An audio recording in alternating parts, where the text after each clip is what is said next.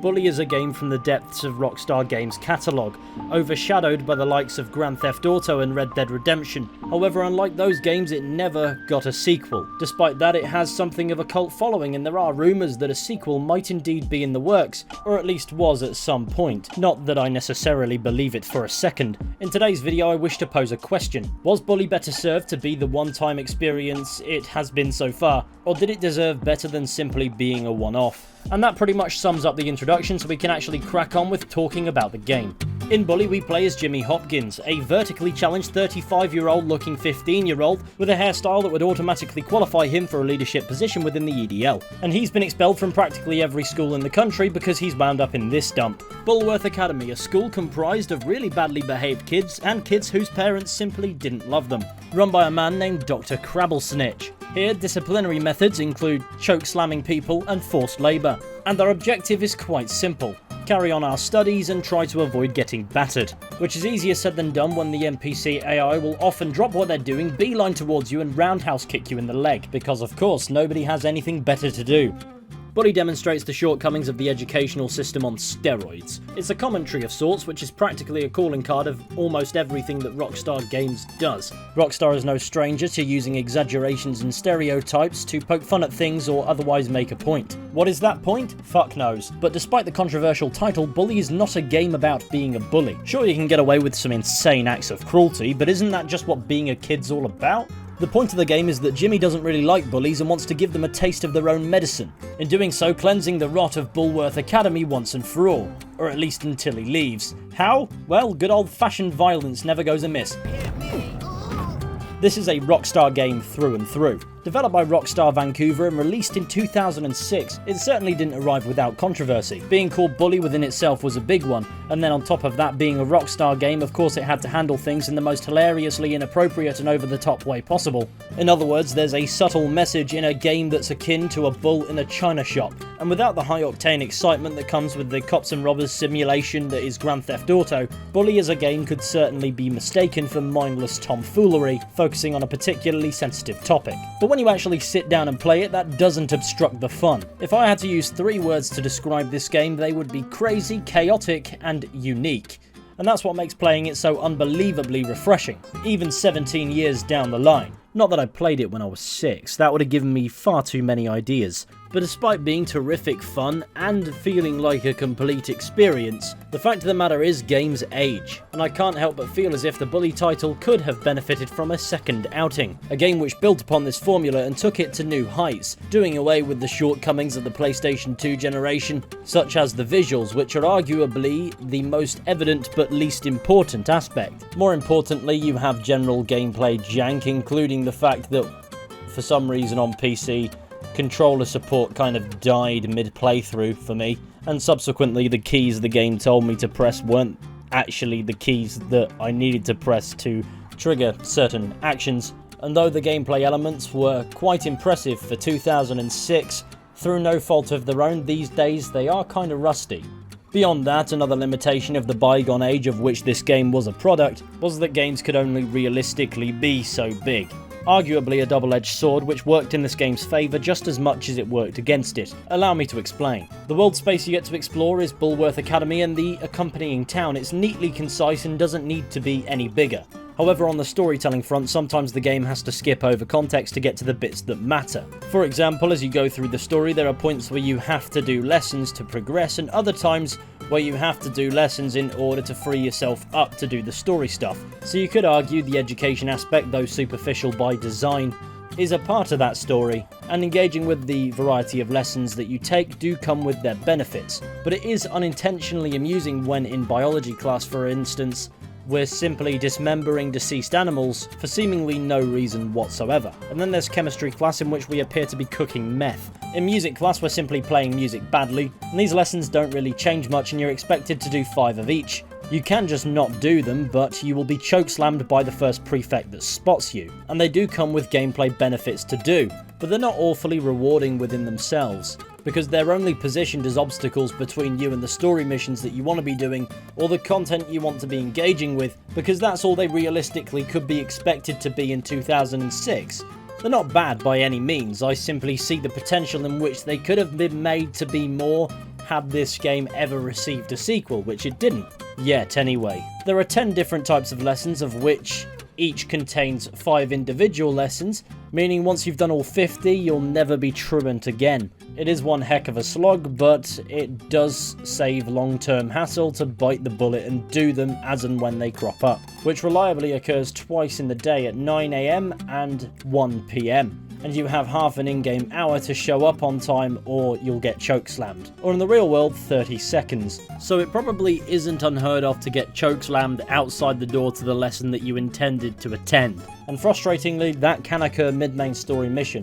But I actually quite like that aspect. It's an added layer of challenge in which you need to time when you start main story missions accordingly in order to avoid unnecessarily being chased by prefects and police officers. At first it seems inherently obstructive, but the more you get used to it, it's fine. At times it can be easier to cheese than others, and I appreciate the added layer of timekeeping.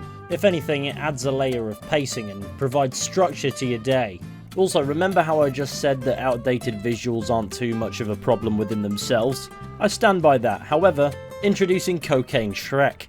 I'm not going anywhere with that, I just wanted to show you. No game is complete without side content, and Bully has plenty. For the most part, you'll find characters running up to you asking for favours. Some of them are reasonable and quite straightforward.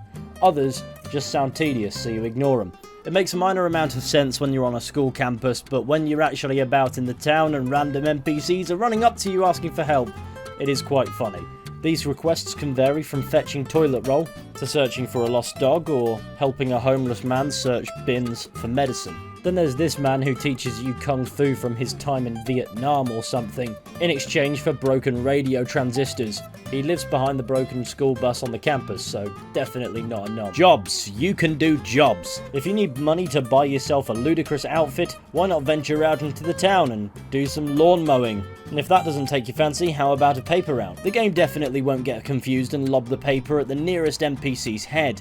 If you have a fetish for being chased for apparently no reason, a paper round is for you. And if the people stop chasing you, the dogs certainly won't. Oh god, there's 2 of them. Halloween is a fantastic time of year to pull some pranks, such as blowing people up.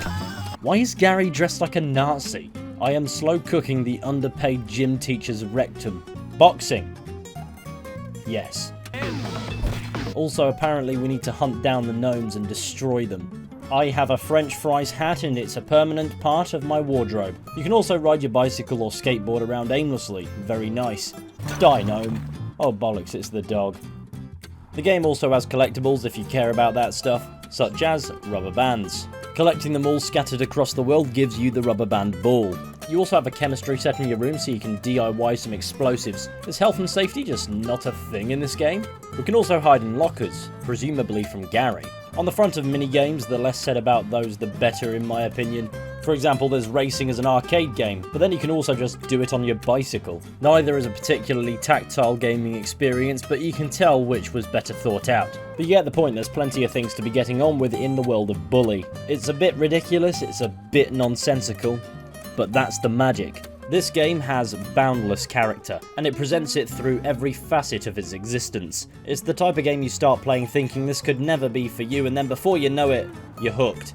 In my mind, Bully is an excellent proof of concept for itself, and to be fair, it's an excellent game all round as well. But I feel as if there are some elements that could have done with some more refine and definition, things that could have only realistically been expected with the mobilization of a sequel. Will we ever get that sequel? I honestly have no idea. But Bully as a standalone game is so full of charm that it would be a shame to never see that realised with the advancements of gaming technology. I'm not one to express that every solitary game ever is in dire need of a sequel, because that would be bollocks. But this is certainly an example of a game you could make a case for.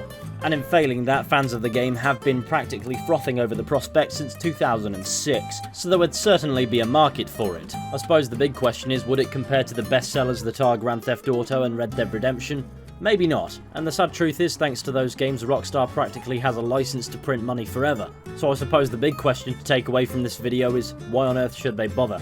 To which I'd simply say, what have they actually got to lose? Besides from the fact that game development is now incredibly time consuming. But would Bully need to follow that norm? It doesn't need to be the most visually impressive game going, in fact it just needs to be visually competent. You don't need a massive open world, or even one at all to convey the point this game is trying to convey. A Bully sequel would simply need to build on the foundations of this game, which largely hold up. Imagine a sequel that reimagines what Bully could be, with all the advancements that have been made in video games. And certain steps backwards, but we don't talk about those. You see, in my meaningless opinion, Bully deserves that chance. But I sadly do have doubts it will ever happen. And with the state of a lot of games these days, maybe that's for the best too. But rationale never got in the way of my naive wishful thinking. But I'm not really trying to pitch that the modern Rockstar turn around and make a Bully sequel. That's not my intent. My point is simply it's a shame that the foundations laid by Bully haven't been expanded upon, in the context of Bully at the very least, in the many years that have followed its release. In that respect, Bully simply deserved better. What if Rockstar turned around and announced Bully 2 at some point in the next 300 years? In the unlikely scenario that somehow we're all still alive, I personally wouldn't say no. I won't pretend it's a game I have a deep personal attachment to, so I won't lose sleep on this subject either way, because I'm perfectly capable of losing sleep without that added assistance. So I'm going to leave the question with you. Do you think that Bully deserved a sequel? Do you think it deserves a sequel? Or do you think that it should be left alone?